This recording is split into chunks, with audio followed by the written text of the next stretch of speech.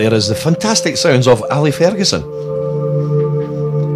who is my guest in this hour here on Black Diamond FM.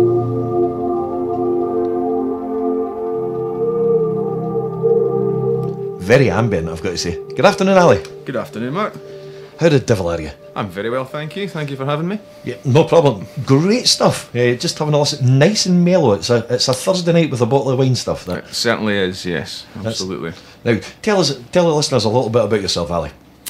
I'm a guitarist from Dunfermline originally. Lived in Edinburgh for many years now. Play guitar for Ray Wilson, ex-singer with Stiltskin and Genesis, and Dougie MacLean, amongst others, and now myself as well. So. Now, yes, and we've got you in to promote your album, which we just played track 2, which is called The Windmills and the Stars.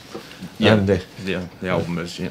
The Windmills and the Stars. What's the message, as Keith Lemon would say? There's no secret hidden message, I don't think. It's that's why you get all these little secret messages on Pink Floyd albums. It's nothing like that. It's just I don't really know, to be honest, Mark. It was one of those.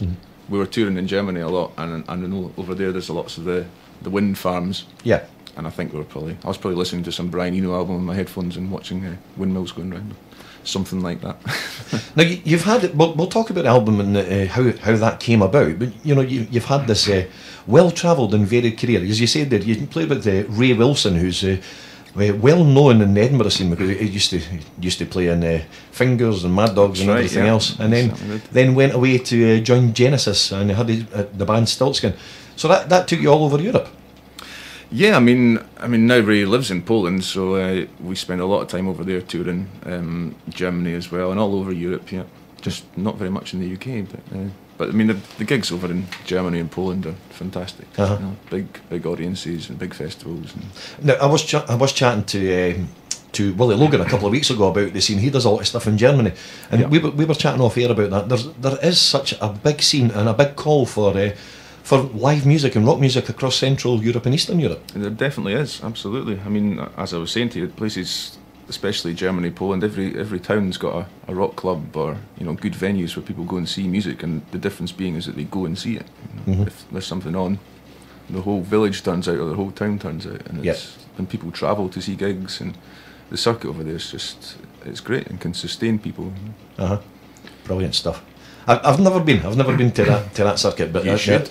I've spoken to loads and loads of people who've enjoyed it. Now, what got you into music originally? I was born to a very musical family. I mean, my dad was he did a bit of sort of amateur conducting and choir singing, and my mum did as well. My brother's a professional viola player for Academy of St Martin in the Fields, which is probably the best chamber orchestra in the world in London. And the whole family were very musical.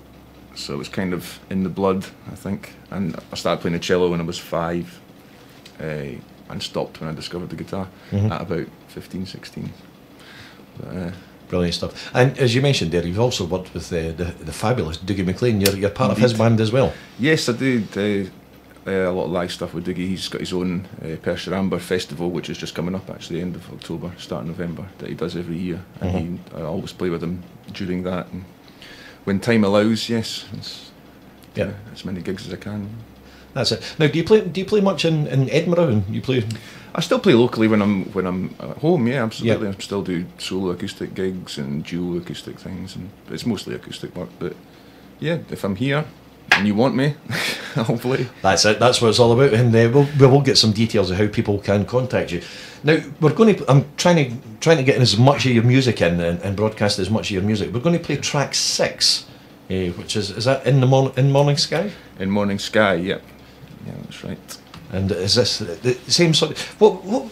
I mean, you said that there wasn't any sort of message. But what was the inspiration for the album apart from the windmills in Germany? Apart from I don't know. It's very, as you say, it's very sort of ambient and relaxed. It's kind of the stuff that I like to listen to, but you don't often get to record it. So I thought if I'm doing my own album, that's the sort of music I'll make. And there's things like the bird song that links the songs together, and it's almost a concept album, but without a particularly strong concept. Well, we shall. Here we go with the bird song. It's great stuff. It just links it all the way through the album. If you have any comments on Ali's music, you can give us a wee call here, 0131663 4488, or you can email a question to studio@blackdiamondfm.com. I do have one question, and we're going to come back and I'm going to ask you after this. But this is Ali Ferguson, and the track is In Morning Sky.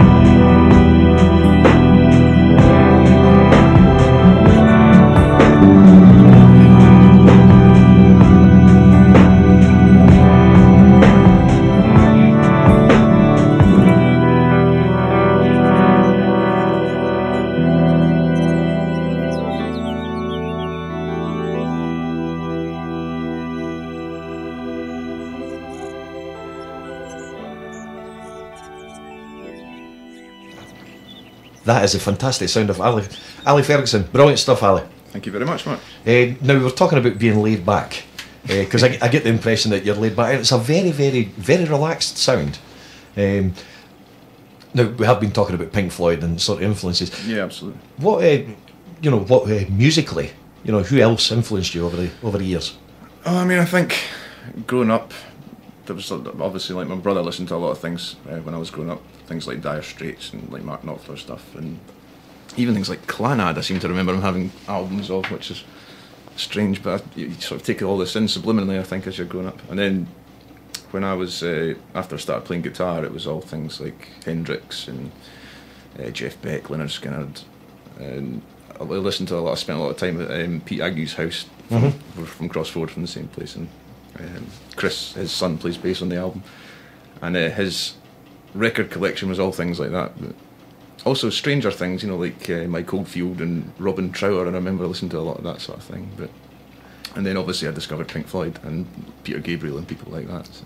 Now, the question that springs to mind is, what made you decide to record your own album? Having played in bands and doing that whole scene, and then deciding, right, okay, I want to record my own stuff. What brought that on? It's the creative side of it, really. I think. I mean, it's great fun being a lead guitarist in its own way is obviously creative, but not to the same extent as actually writing songs and writing, parts, and that side of it really appealed to me. So the only way to really do that is to do it yourself. How long did it take you to do the album? As I was saying to you earlier on, it took me way too long. I mean, it took probably a year and a half, if not. Some of the songs were, kicking about for 2-3 years. But if I'd had a month and a half of solid recording time, then I would have done it in that length of time. But it's because I was spacing it in between tours or in between children. Yep. And it just ended up taking that long, really. So. Well, that's it. I mean, you've just said that it's hard to try and balance the time between work and family, especially when you're a travelling musician. Absolutely, yeah, definitely. Very difficult. Now, we do have a question for you. Oh, good. Which has been submitted by Duck McDonald. So thank you very much for that, Duck. And the question is, and it's not about scones. The question is, why were you called Big Bird so many years ago? It's not as obvious as why he's called Duck, is it? I don't actually remember where it started. We had a band when we were about 16 called Big Bird and the All Night News, and I was the singer. And why I was called Big Bird? I'm tall. I'm not yellow. I'm not covered in feathers, and I don't think I've got a big beak. So I'm not really sure, to be honest. Duck, if you can answer that for us, you can let us know via Facebook and let us know why you think Ali was called Big Bird, and you can also let us know why you're called Duck, which would be another thing. I could answer that.